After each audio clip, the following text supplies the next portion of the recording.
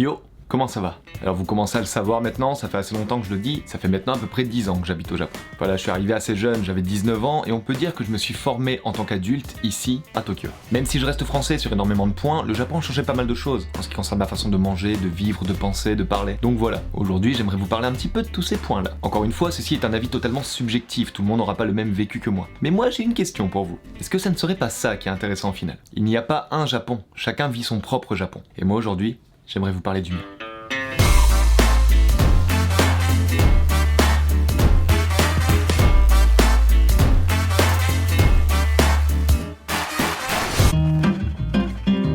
Oh, je me doute que vous l'attendiez celui-là. Il faut savoir que je suis assez éclectique sur la nourriture, je peux manger vraiment de tout. Enfin... Bon voilà, je ne peux pas manger de fromage. Mais alors vraiment pas, je déteste ça. Ici ça fait beaucoup rire les japonais d'ailleurs, parce que pour eux un français ça aime forcément le fromage, le pain et le vin.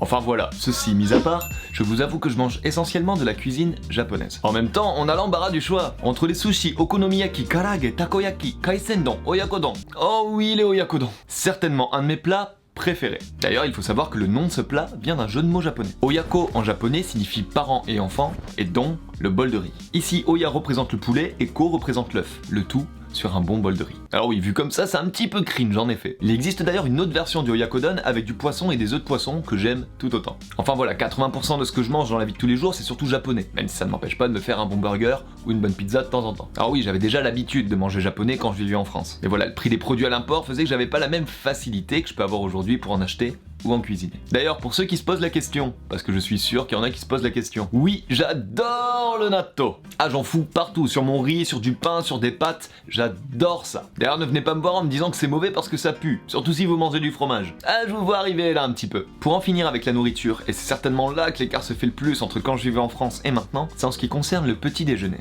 Oubliez les croissants, pain au chocolat ou autres céréales. Je me suis totalement habitué au petit déjeuner salé. Voilà, moi le matin je me prépare un bon bol de miso shiru, du natto sur du riz, des œufs brouillés et bien sûr du café. On est d'accord, hein, le café c'est la vie.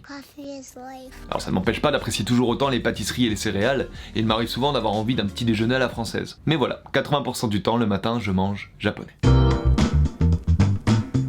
Alors je vous avoue, j'ai toujours été quelqu'un d'assez calme et plutôt renfermé quand je vivais en France. Ça se voit pas forcément comme ça. Je vous l'accorde. J'étais pas du tout du genre à sortir, à aller boire des coups, à aller en boîte, à me mettre la tête en l'air. Pas du tout. Pas du tout. D'ailleurs, quand j'y repense, j'ai jamais vraiment bu d'alcool quand j'étais en France. La première vraie cuite, c'était à Tokyo.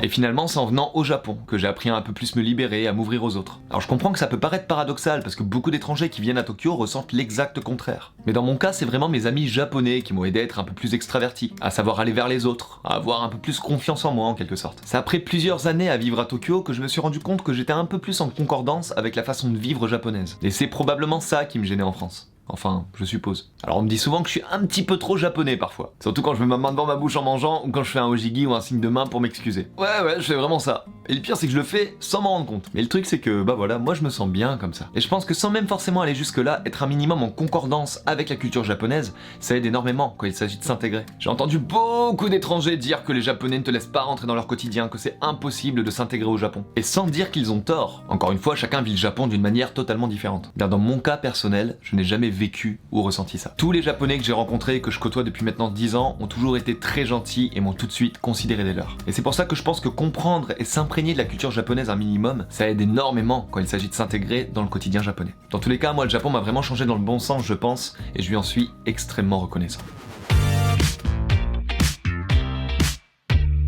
Alors là, on rentre sur un point qui continue de me surprendre encore aujourd'hui. Aussi loin que je me souvienne, j'ai toujours adoré le Japon.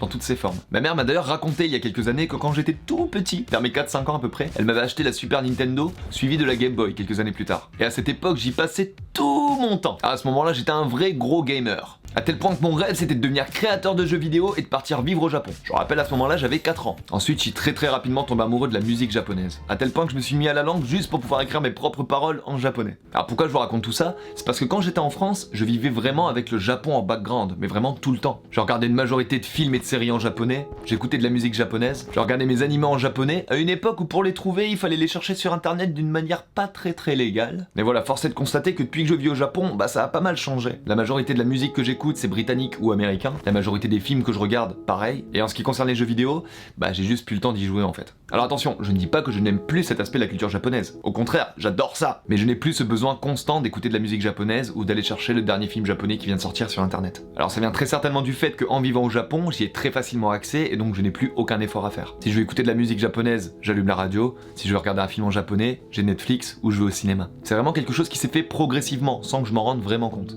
Mais voilà, à l'heure actuelle, la majorité des produits culturels que je consomme ne sont pas forcément japonais.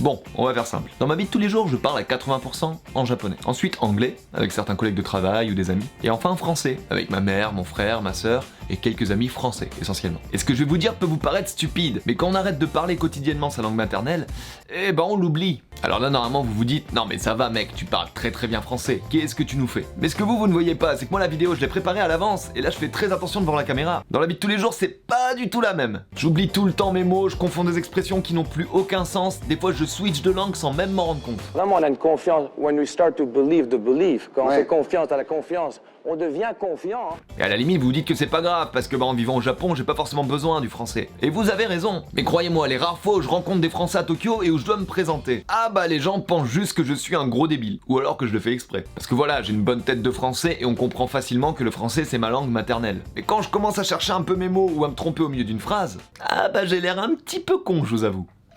Il est con, lui. Il est con, quoi. Il est con, lui, hein. Après voilà, en contrepartie, j'ai la chance de savoir parler et lire couramment le japonais. Donc je me dis, est-ce que ça vaut pas le coup qu'on se foute de ma gueule une fois de temps en temps? D'ailleurs, c'est assez drôle de voir parfois certains japonais qui pensent que je suis né au Japon quand ils m'entendent parler japonais. Ah non, non, non, je suis bien français.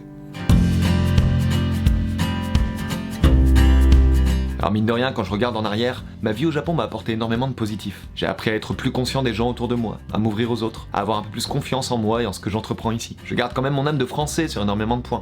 J'en parlerai certainement dans une prochaine vidéo. D'ailleurs, n'hésitez pas à me dire en commentaire si d'autres vidéos dans ce style-là vous intéresseraient. Mais une chose est sûre, je ne serais pas la personne que je suis aujourd'hui si je n'étais pas venu vivre au Japon il y a 10 ans. Je suis extrêmement reconnaissant de tout ce que j'ai pu vivre et apprendre ici, et j'espère que vous partagez mon expérience ainsi pour aider certains d'entre vous qui souhaitent venir vivre au Japon dans le futur. Comme je vous l'ai dit, chacun vit un Japon différent, et tout ce que je souhaite c'est que le vôtre soit aussi bénéfique que le mien. Merci énormément d'avoir regardé cette vidéo. Vous êtes de plus en plus nombreux à regarder la chaîne et ça me fait extrêmement plaisir. Si la vidéo vous a plu, n'hésitez pas à mettre un pouce en l'air, à vous abonner, vous savez quoi faire. Et sur ce, je vous donne rendez-vous pour une nouvelle vidéo la semaine prochaine. C'était Mitsu.